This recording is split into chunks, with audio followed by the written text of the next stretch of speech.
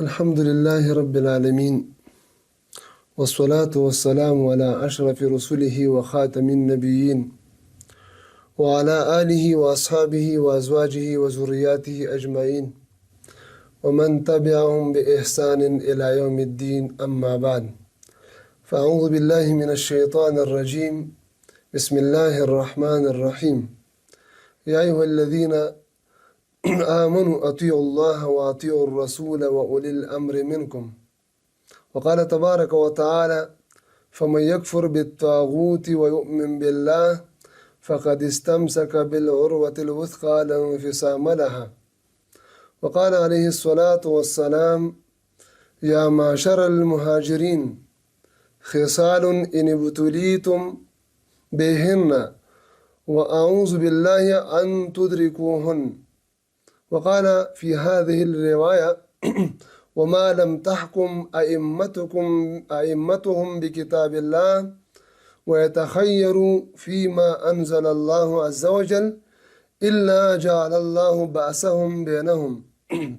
وعن أم الحسين الأخمسية رضي الله عنها قالت: سمعت رسول الله صلى الله عليه وسلم يخطب بعرفات وهو يقول: يا أيها الناس اتقوا الله، وإن أمر عليكم عبد حبشي مجدع يقودكم بكتاب الله تعالى فاسمعوا له وأطيعوا. وقال في رواية: ولو استعمل عليكم عبد، إلى آخر الحديث. وقال عليه الصلاة والسلام: إنما الطاعة في المعروف. صدق الله العظيم وصدق رسوله النبی الکریم. معزز اور محترم ناظرین کرام، آج کی ویڈیو پیغام پاکستان کے متعلق ریکارڈ کی جا رہی ہے۔ پیغام پاکستان کیا ہے اور اس میں کیا کیا تلبیسات کی گئی ہے اور جعلسازی میں سے اس میں کام لیا گیا ہے، انشاءاللہ العزیز اسی ویڈیو میں اور قسطوار ہم تفصیلاً ان تلبیسات اور جعلسازی کا آپ کے سامنے ان کو لائیں گے اور امت مسلموں پر ظاہر کریں گے۔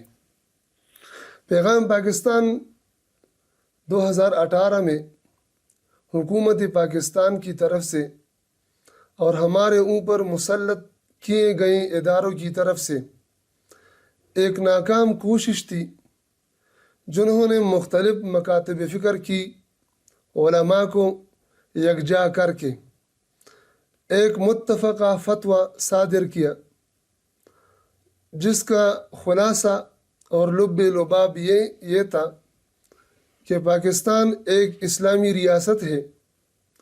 پاکستانی حکمران، چاہے صدر ہو، وزیر اعظم ہو یا اسٹیبلشمنٹ ہو، یہ بالکل شریعت کے مطابق حکمران ہے، گویا کہ ریاستی مدینے والے ہیں، اور گویا کہ یہ شرعی بالکل یعنی خیر القرون والے حکمران ہیں۔ لہٰذا ان حکمرانوں کے خلاف دین کی خاطر مسلح خروج کرنا ناجائز ہے، بغاوت ہے اور حرام ہے، اور ان کو مارنا بالکل جہاد ہے اور باعث فضیلت ہے۔ یہ تو خلاصہ تھا۔ معزز سامعین کرامی، اصلاً قرآن و سنت میں، شریعت اور اسلام میں حکمرانوں کی اطاعت کا امر صادر فرمایا گیا ہے، اللہ تعالیٰ کی طرف سے بھی اور رسول صلی اللہ علیہ وسلم کی طرف سے بھی، کہ حکمرانوں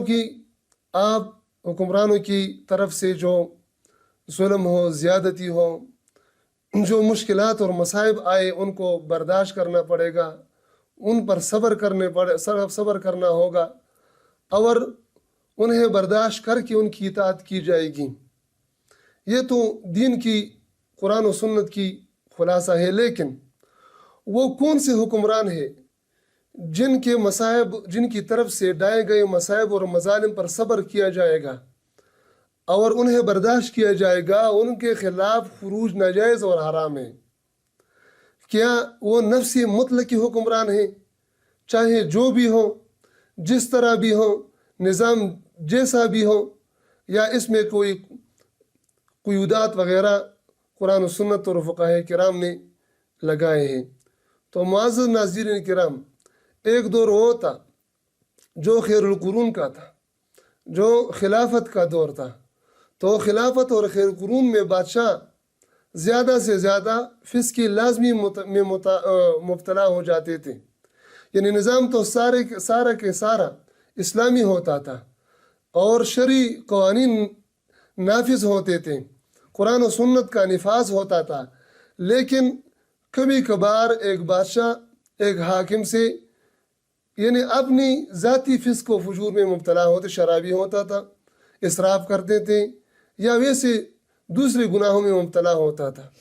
تو شریعت کے یہ اصول کہ حکمران سے جب تک کفر صریح صادر نہ ہوئی ہو تب تک ان کا اتباع کیا جائے گا، اطاعت کی جائے گی، ان حکمرانوں کے بارے میں ہے جنہوں نے جو حکمران نظام سارا نظام یعنی شریعت کا نافذ کر گیا ہو اور نافذ کیا ہو، قرآن و سنت کا نفاذ ہو، اور صرف ان بادشاہوں اور حکمرانوں میں فسقی لازمی میں مبتلا ہو جاتے ہیں، تو ان کے بارے میں یہ اصول قرآن و سنت نے مقرر کیے۔ ہمارے ہم جس زمانے سے گزر رہے ہیں اور جن حالات سے ہمارے سامنا ہے، تو یہ حالات بالکل خیر القرون میں نہیں تھے۔ اب تو سارا نظام انگریزی ہے، فرنگی ہے، جمہوری اور کفری اور باطل نظام ہے، وضعی قوانین ہے جو ہمارے اوپر بزور شمشیر اور بزور اسلحہ مسلط کیے گئے ہیں، جو ان وضعی قوانین جو قرآن و سنت کے خلاف ہے، جیسا کہ آئین پاکستان میں یعنی 20ویں ایسے آرٹیکل ہیں، انشاءاللہ العزیز اس پر ہماری نئی کتاب بھی آ رہی ہے، اور ہم انشاءاللہ ویڈیو ریکارڈ میں بھی بعض کو سامنے لائیں گے انشاءاللہ۔ تو 20ویں قوانین قرآن و سنت کے خلاف ہے، اس طرح فوجداری کی قوانین ہے، اسی طرح جو تعزیرات پاکستان ہے، اس میں 20 سینکڑوں دفعات خلاف شریعت ہیں، لیکن ہمارے اوپر بزور شمشیر اور بزور بازو مسلط کیے گئے ہیں۔ جو بھی ان کو نہ مانے تو ان کو باغی قرار دیا جاتا ہے، ان کو پاؤں تلے روند دیا جاتا ہے، ان کو یعنی تمام تر مشکلات سے ان کا سامنا ہو جاتا ہے۔ اس لیے ہمارے ہاں جو صورتحال ہے کہ قوانین بالکل خلاف شریعت ہے، انسانوں کے ہاتھوں سے بنائے ہوئے قوانین ہے، انگریزی قوانین ہے، خلاف شریعت قوانین ہے، اور دوسری طرف حکمران اور بادشاہ بھی فسق لازمی میں نہیں بلکہ فسق متعدی میں مبتلا ہے۔ کون سا جرم ہے جو انہوں نے چھوڑا ہے؟ تو قرآن و سنت کے یہ اصول کے حکمران کے مظالم پر صبر کیا جائے گا، انہیں برداشت کیا جائے گا، اور حکمران کے خلاف مسلح خروج ناجائز و حرام ہے۔ یہ اصول ہماری والی صورتحال پر اور اب والی صورتحال پر ہمارے حکمران پر پیٹ کرنا بالکل ظلم عظیم ہے، اور یہ وضع و شے فی غیر محلہ کے عین مترادف ہے۔ لہٰذا معزز ناظرین کرام، اللہ تعالیٰ نے قرآن میں حکم فرمایا، امر فرمایا، یا ایھا الذین آمنوا اطیعوا اللہ و اطیعوا الرسول، اے مومنو آپ اللہ تعالیٰ کی اطاعت کرو اور اللہ تعالیٰ کی رسول صلی اللہ علیہ وسلم کی اطاعت کرو، وَأُولِي الْأَمْرِ مِنْكُمْ، اور آپ میں جو اولو الامر ہے ان کی اطاعت بھی آپ کر لو۔ تو اولو الامر سے مفسرین نے اولو الامر کے 2 معنی اور مطالب بیان فرمائے ہیں، ایک علماء مجتہدین اور دوسرے حکمرانان وقت۔ تو اولو الامر آپ دیکھیں آیات میں، یا ایھا الذین آمنوا اطیعوا اللہ واطیعوا الرسول واولی الامر منکم، اللہ تعالیٰ نے اپنی اطاعت کے ساتھ بھی امر کا صیغہ اطیعوا لایا، رسول کی اطاعت کے ساتھ بھی اطیعوا صیغہ لایا، لیکن اولو الامر کے ساتھ اطیعوا صیغہ نہیں لایا بلکہ عطف کیا ما قبل پر۔ تو مفسرین اس میں یہ نقطہ بیان فرماتے ہیں کہ وجہ یہ ہے کہ اللہ تعالیٰ کی اطاعت مستقل ہے، مستقلاً بالذات ہے۔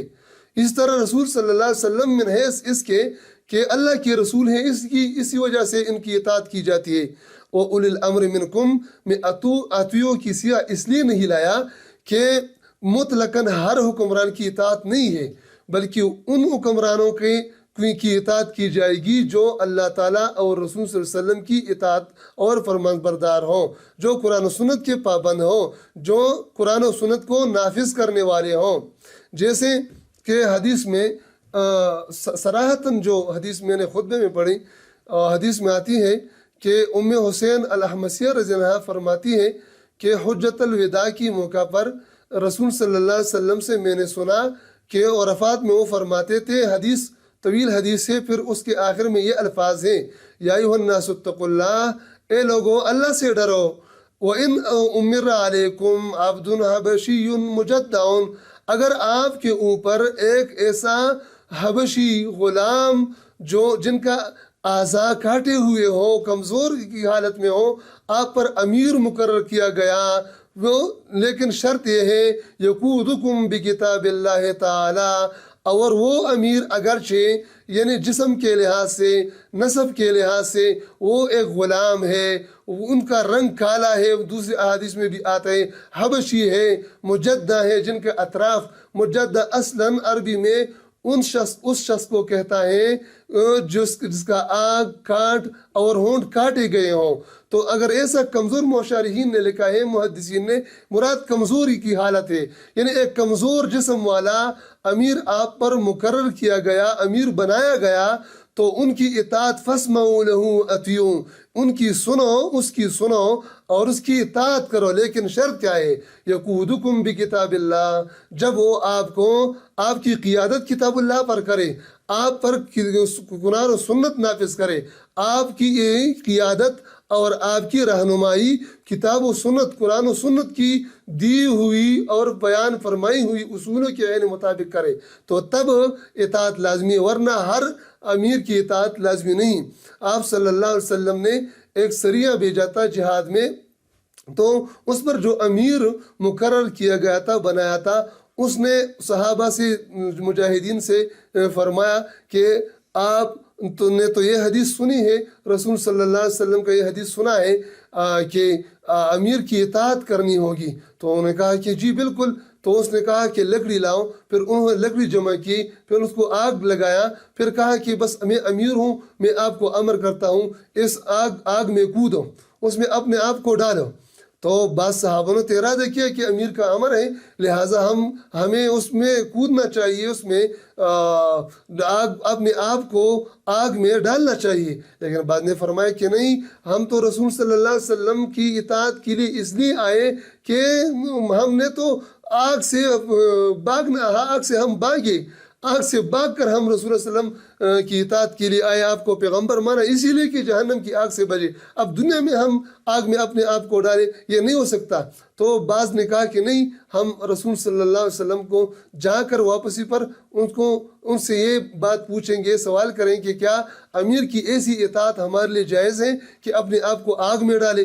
تو جب واپسی ہوئی، رسول صلی اللہ علیہ وسلم سے پوچھا تو فرمایا نہیں، انما الطاعۃ فی المعروف، امیر کی اطاعت تو نیکی میں ہے، جائز امور میں ہے، اور اس طرح لا طاعۃ لمخلوق فی معصیۃ الخالق، اللہ تعالیٰ کی نافرمانی پر کسی بندہ کی اطاعت جائز نہیں ہے، جو اطاعت امیر کی ہو یا کسی اور کی ہو، ماں باپ کی ہو یا ویسے ایک انسان کی ہو جس سے اللہ تعالیٰ کی نافرمانی مستلزم ہوتی ہو، تو ایسی اطاعت جائز نہیں۔ آپ صلی اللہ علیہ وسلم نے فرمایا اگر آپ نے امیر کا یہ امر مانا ہوتا اور آگ میں اپنے آپ کو ڈالا ہوتا تو قیامت تک آگ میں یہ نہیں جلتے تھے اور ان سے نکلنا نہیں ہوتا۔ تو اس لیے اطاعت ہر امیر کی نہیں ہوتی، اطاعت شرعی امیر کی ہوتی ہے۔ لہٰذا معزز سامعین کرام، ہمارے جو حکمران ہے، ہمارے اوپر مسلط ٹولہ جو ہے حکمران کا، یہ بالکل بھی قرآن و سنت اور شرعی یعنی حکمران نہیں ہے۔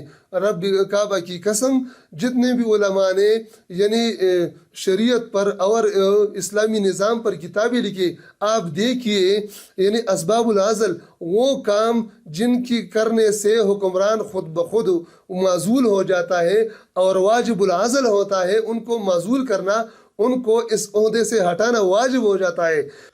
تو جو کام فقہائے کرام اور محدثین اور علماء امت نے مجتہدین امت نے لکھے ہیں کہ جس کی وجہ سے حکمران واجب العزل ہوتا ہے، یعنی ان کو ہٹانا اس عہدے سے واجب ہو جاتا ہے، وہ سب کے سب کام ان حکمرانوں میں موجود ہے۔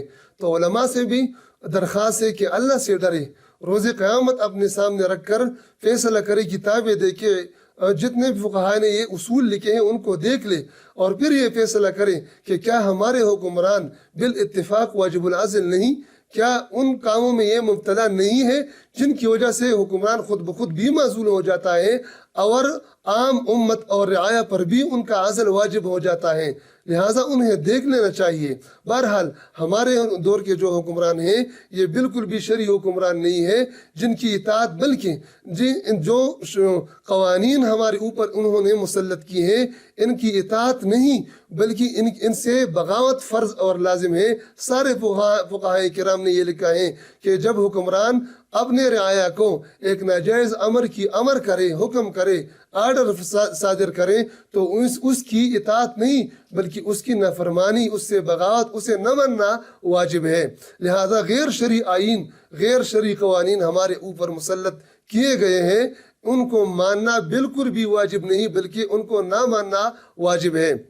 اس لیے میرے معزز سامعین کرام، میرے محترم بھائیو بہنوں، آپ کو خوب سمجھنا ہوگا، سوچنا ہوگا، فکر کرنا ہوگا کہ ہم کس طرف جا رہے ہیں۔ 77 سال ہمارے پورے ہو رہے ہیں پاکستان کی آزادی کا۔ 15 لاکھ شہداء نے اپنی خون شریعت کے لیے، لا الہ الا پاکستان کا مطلب کیا، لا الہ الا اللہ کے لیے اپنا خون بہایا۔ 90,000 ہماری بہنوں نے، ہمارے بہنوں کے ساتھ ہندوؤں نے اور کفار نے زیادتی کی، زناکاری کی اس اسلام کی خاطر۔ تو اللہ کی خاطر ذرا سوچئے ہم کس طرف جا رہے ہیں۔ ہمارا مقصد پاکستان کی آزادی کا مقصد کیا تھا، اتنی تکالیف کا مقصد کیا تھا، اتنی شہادتوں کا مقصد کیا تھا۔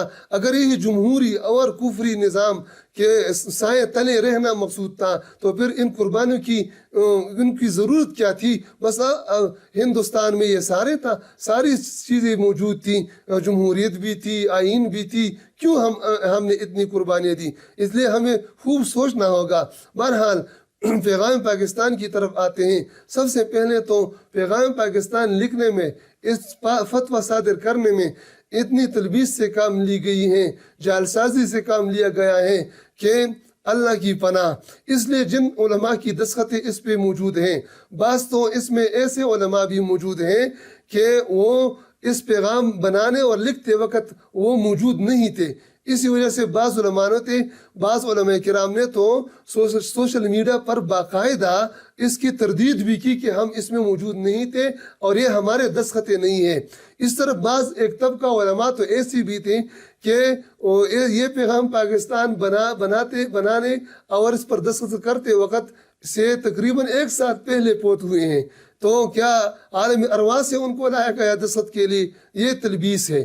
اس طرح تیسری طبقہ ایسے ہم رہ چکے ہیں پاکستان میں، تقریباً ہمارے سارے علماء اللہ ماشاءاللہ وہ مکرہ ہے، وہ مجبور ہے، وہ بیچار اور لاچار حق نہیں کہہ سکتے۔ انہیں خوب معلوم ہے کہ یہ جانور سے بھی بدتر ہیں۔ ان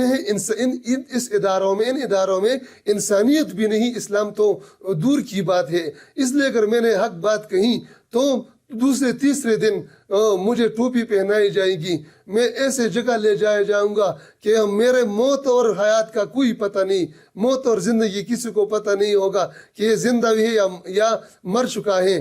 تو انہی مظالم کی وجہ سے، ان ظالم اداروں کی وجہ سے، ان خونخوار اور انسان نما جانوروں کی ظلم کی وجہ سے علماء حق نہیں بول سکتے، حق نہیں کہہ سکتے۔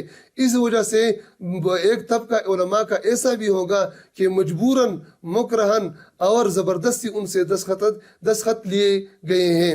اور چوتھا طبقہ ان علماء کا ہے، علماء سو کا، جیسے ادارہ تحقیقات اسلامی۔ یہ اسلامی غیر اسلامی تحقیقات ادارہ ہے، اسلامی ادارہ نہیں۔ میں ان افراد کو خوب جانتا ہوں، نام لینا پسند نہیں کرتا، مناسب نہیں سمجھتا، ورنہ ان کی اپنی شکل صورت بھی شریعت کے مطابق نہیں، نہ ان کی داڑھی شریعت کے مطابق ہے، نہ ان کی لباس موافق شریعت ہے، ان کی کردار اور گفتار موافق شریعت ہے، وہ اسلام کو یعنی میڈ ان امریکن اسلام ان لوگوں کو پیش کرتے ہیں، ایسے اسلام کو ایسا بے غیرت نعوذ باللہ بناتے ہیں کہ امریکہ کہے کہ یار وہاں کی یہی اسلام ہے جس میں نہ کفر سے نفرت ہو، کفار سے نفرت ہو، نہ کفار سے جنگ ہو، نہ اپنی دفاع کا حق ہو۔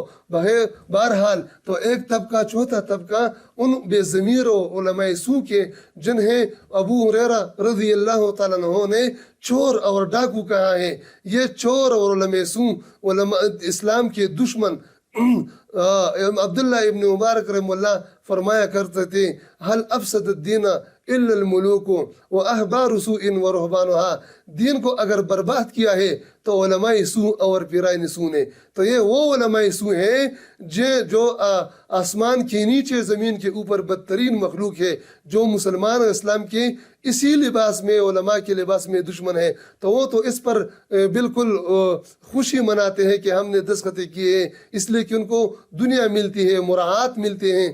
بہرحال اللہ تعالیٰ ان کو ہدایت عطا فرمائے، ورنہ بصورت دیگر ان کو نیست و نابود فرمائے۔ تو بہرحال یہ تو اس کی پیغام پاکستان کی وہ صورتحال تھی۔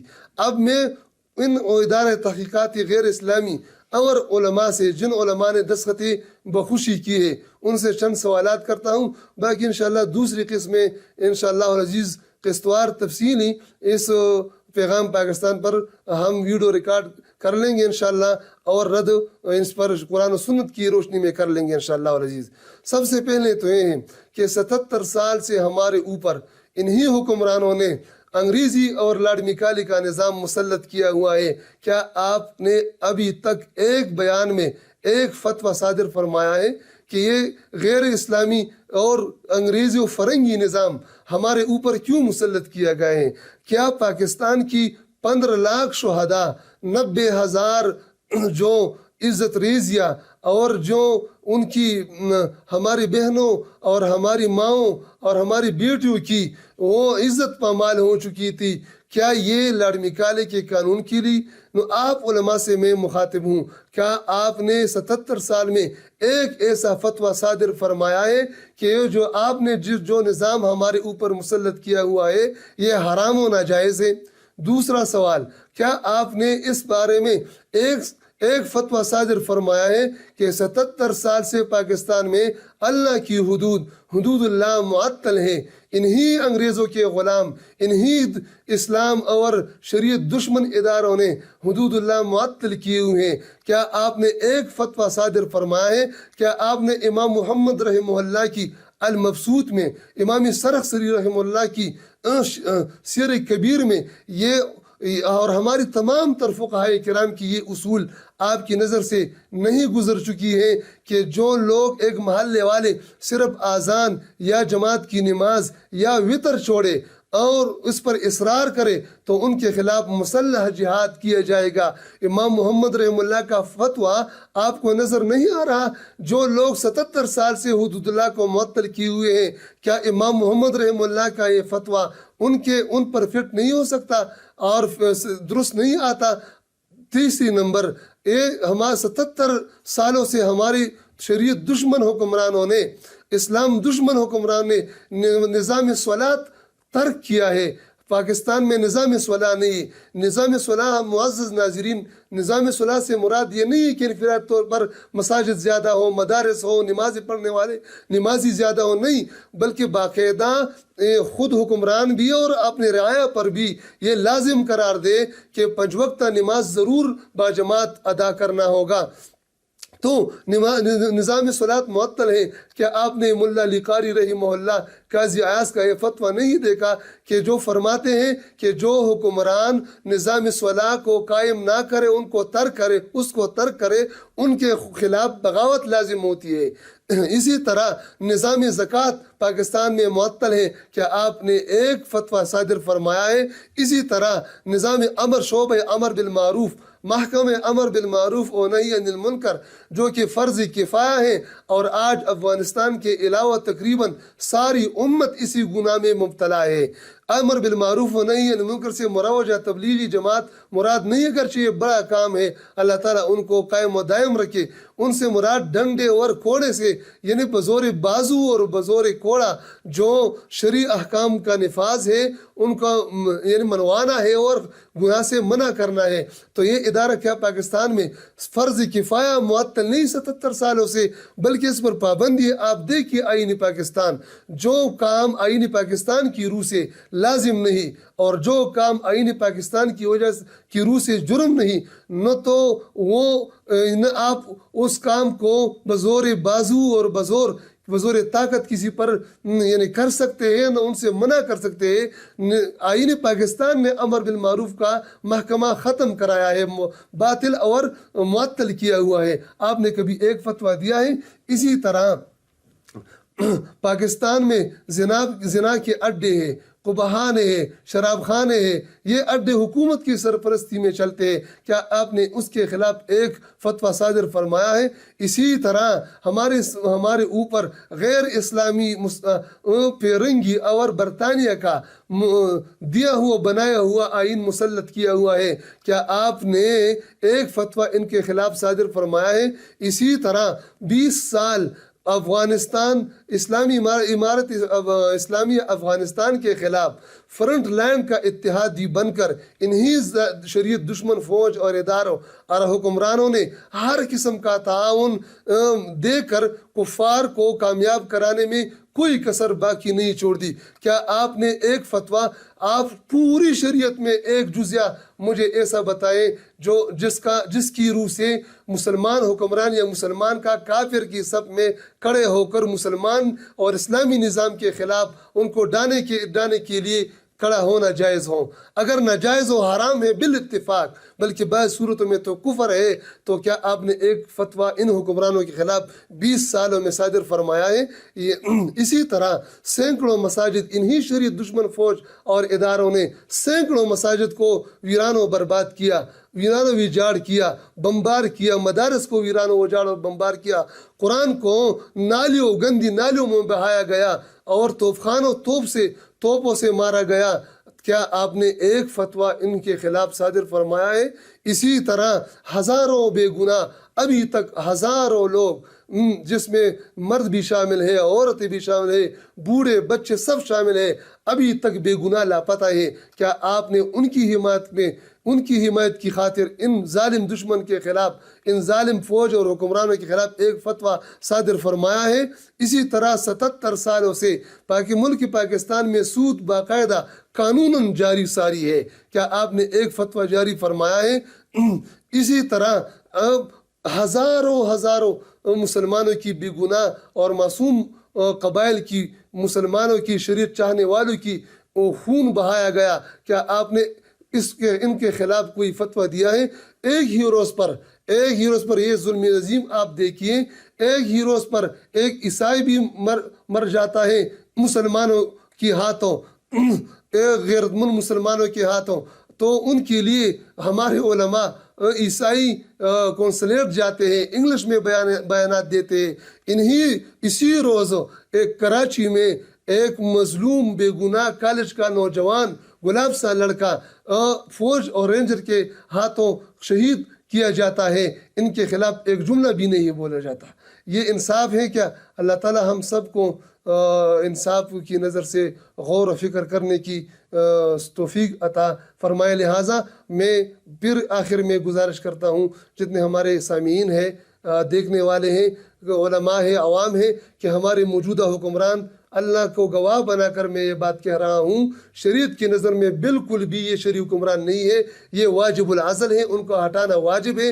ان کے خلاف مسلح خروج بالکل صحیح اور درست جہاد ہے۔ اور آگے انشاءاللہ العزیز ہم دوسری قسطوں میں یہ بات بھی تفصیل کر لیں گے کہ ہماری جہاد تو خروج میں اس لیے بھی نہیں آتی، بغاوت میں اس لیے نہیں آتی، جس پر میں پہلے بھی ویڈیو اور بیان ریکارڈ کر چکا ہوں کہ ہماری جہاد تو دفاعی ہے۔ دفاع میں خروج کہاں سے آ گئی، دفاع میں بغاوت کہاں سے آ گئی؟